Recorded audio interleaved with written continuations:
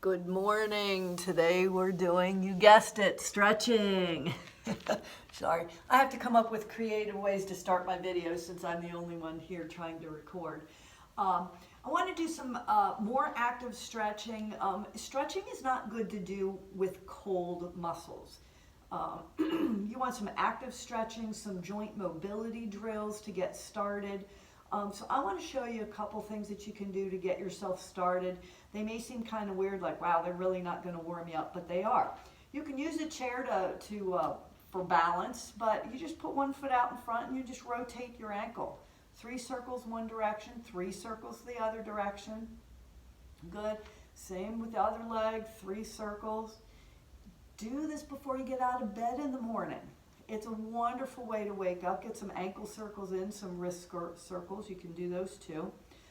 Good. You can also do some knee flexion and extension. I like to do it without holding on to anything, but you can hold on to your chair again if you need to. Just your fingertips right on your knee. Point the leg out and bend it back in. Then flex the foot out and flex it back in. Then point and flex. And then alternate between a point and a flex. Good, and then you can do the other leg. No need to hold on if you don't need to. So do a couple point ins and outs. Do a couple flex in and flex out. And then a point, and then a flex, and a point, and a flex. Good, so those are good things to do there. So you can warm up your knee joints also by standing hip distance apart, hip bone distance apart with those legs. You take the knees over to one side, you draw a circle with those knees and come back to standing. Again, draw that circle, come back to stand, draw that circle and stand. Reverse the direction. You only need to do 3 in each direction. There's a lot of neuroscience behind it. I'm not going to get into the reason why, but your brain is very quick to send a signal from your brain to your body, back to your brain to again, and say, hey, it's okay to move like this. People that have knee injuries are going to be very cautious to make a knee circle.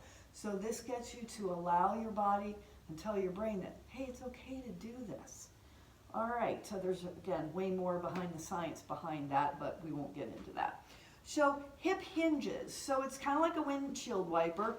Your leg is in the front, and you're hinging from the hip back and forth.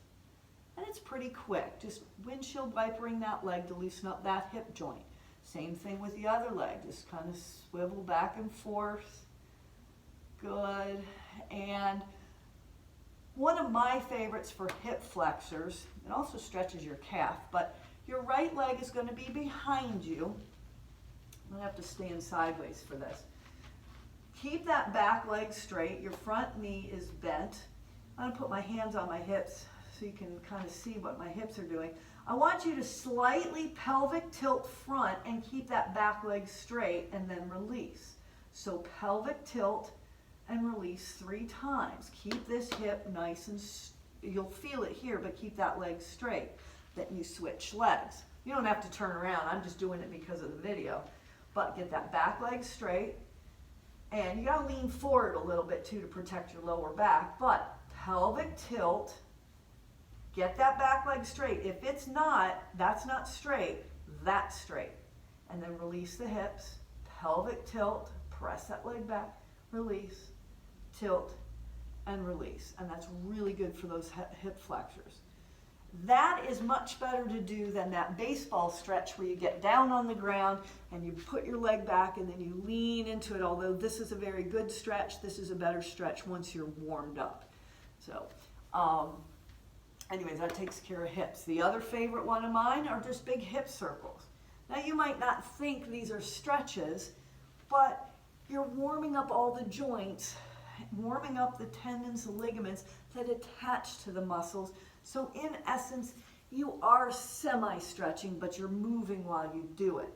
And again, it's 3 circles one way, 3 circles the other way. Good, nice big body circles. Good.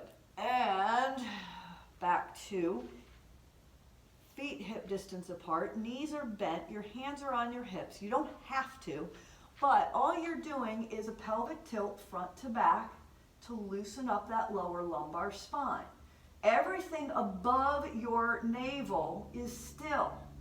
It's just the pelvis, those lower vertebrae moving front to back, and all the muscles are making that do that.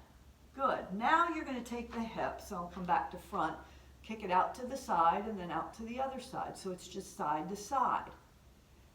We sit all day long. Probably sitting more than we used to. Maybe not. If you sat at a desk all day. So if you drive a lot too, this is really good. Now you're going to take and turn it into a tiny little hip circle. We do these in Pilates on the ground, but it's very hard to teach. It's much easier to learn how to do these standing. So again, 3 front to backs, 3 side to sides, 3 circles one way and 3 circles the other way. And you're pretty much warmed up. You should be starting to feel the blood flowing a little bit. We can get a front to back motion with your chest. So what you can do to really feel this is reach down, grab your knees, and I want you to round your back, and then I want you to stick your chest out.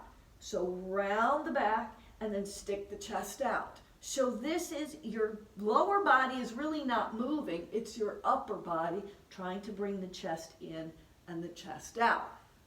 From standing, if you put your hand right in front of your chest, push into your chest, and it's not so much rounding of the shoulders, it's moving of the spine, and then open that chest out, pushing back and reaching forward. So then you can eventually do it without, and that's a really good upper body active moving stretch for your upper body. So then we can go to shoulders, and there's always shoulder rolls.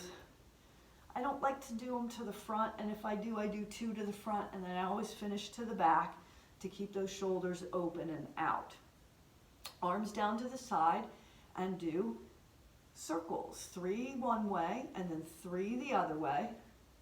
Take it out to the side, 3 out to the side, 3 to the back. Bring the arms up overhead. Arms have to stay straight. It's not this whoop whoop type circle. You probably can't even see my arms here. So just make 3 nice circles here and 3 the other way. Good. Now from here, you're going to take and make 3 big giant figure 8s. 2 and 3. And then you have to go the other way, and your brain's going, what the heck? So it takes a second, but very quickly your brain will realize what you're doing. Good. Arms come out to the side. Separate your feet.